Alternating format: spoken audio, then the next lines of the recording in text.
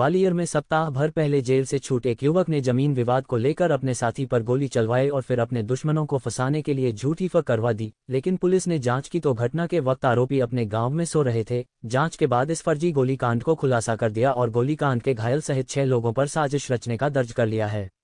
Gwalior police control room को गुरुवार रात 11:30 बजे की सूचना मिली थी कि सौसा रोड पर एक युवक को गोली मारी गई है।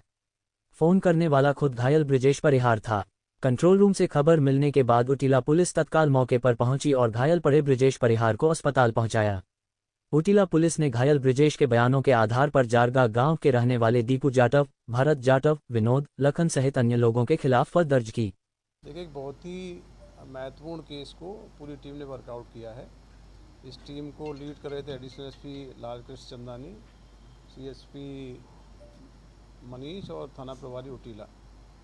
कल रात को ये रिपोर्ट हुई थी कि ब्रजेश परिहार नाम का व्यक्ति है जिसको पैर में गन शॉट इंजरी है और हॉस्पिटल में एडमिट हुआ है। इमीडिएटली थाना प्रभारी उटिला ने जब चीज़ों को इन्वेस्टिगेट किया तो प्रेमा फेशिया लगा कि ये सस्पेक्टेड केस है। इंजरी का पैटर्न और विक्टिम से पूछताछ हुई तो ये सस्पिशन हुआ कि ये केस जेन्युइन केस नहीं है। ग्वालियर में जनरली इस प्रकार के विगत दिनों में कई सारे केस आए हैं जिसमें कि लोग अपने पैरों में गोली पड़वा के या अपने को इंजर्ड करा के अपने दुश्मनों को फंसाने की साजिश रचते हैं। जैसे ही ये अंदाज़ा हुआ टीम को कि इसमें कहीं ना कहीं साजिश है, सबसे पहले तो पीड़ित जो ब्रजेश परिहार का जो स्टेटमेंट था उसके आधार पर एफआईआर दर्ज हुई। एफआईआर में उन्होंने करीब 5 नाम लिखाए थे। वो 5 नाम बेसिकली जो लिखाए गए थे वो इनके दुश्मन थे जिनसे इनकी विवाद चलता है।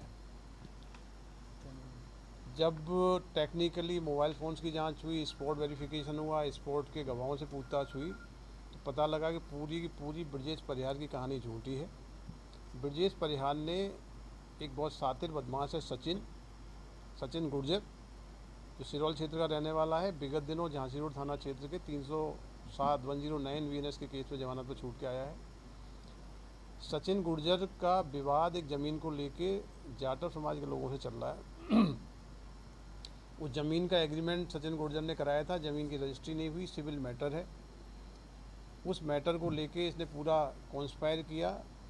सचिन गुर्जर ने ब्रजेश परिहार और इन सबको मिला के ये तय किया है कि ये पैर में गोली पड़वाएगा और उसके एवज में इसको 4 लाख रुपए की राशि दी जाएगी और इसके बाद अपने जो ज़मीन संबंधी विवाद की पार्टियां हैं उनके अगेंस्ट में 307 की एफआईआर होगी। क्योंकि प्रेमा फेशिया कॉग्निजेबल ऑफेंस था, उसमें एफआईआर दर्ज की गई। जैसा पीड़ित ने बताया वैसी एफआईआर दर्ज की गई।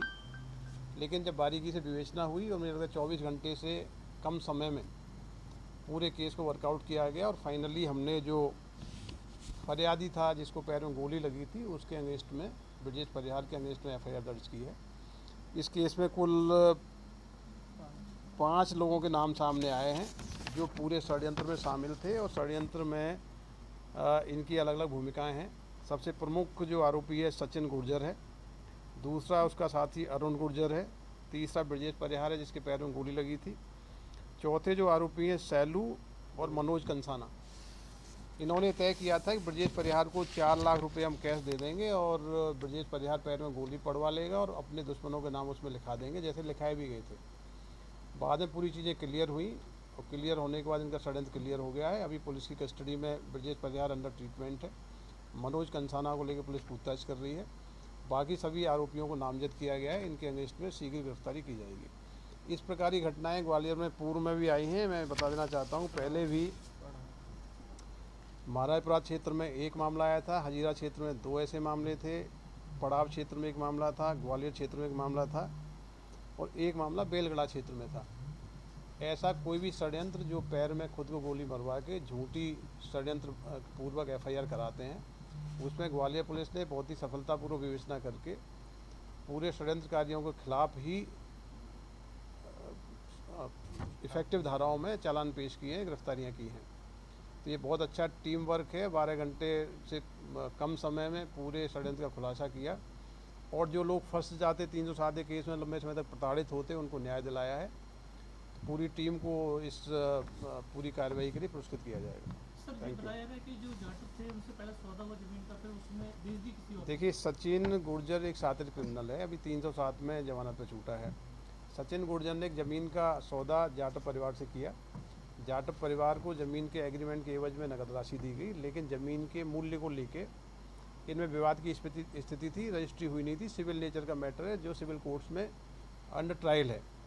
तो जाटव समाज के लोगों पे जो भूमि स्वामी थे, जो भूमि स्वामियों को दबाव बनाने के लिए षड्यंत्र रचा गया, जिससे कि 307 के एफआईआर में उनको आरोपी बना देंगे और उसमें राजीनामा करने के नाम पे इस ज़मीन की रजिस्ट्री करा ली जाएगी। ये बहुत ही सोची समझी षड्यंत्र के तहत एफआईआर कराई गई थी, लेकिन पुलिस ने 12 घंटे के अंदर ही विवेचना करके फरियादी को आरोपी बनाया है, पूरे षड्यंत्रकारियों के नाम खुलासा किए, उनको आरोपी बनाया है। सर, कितनी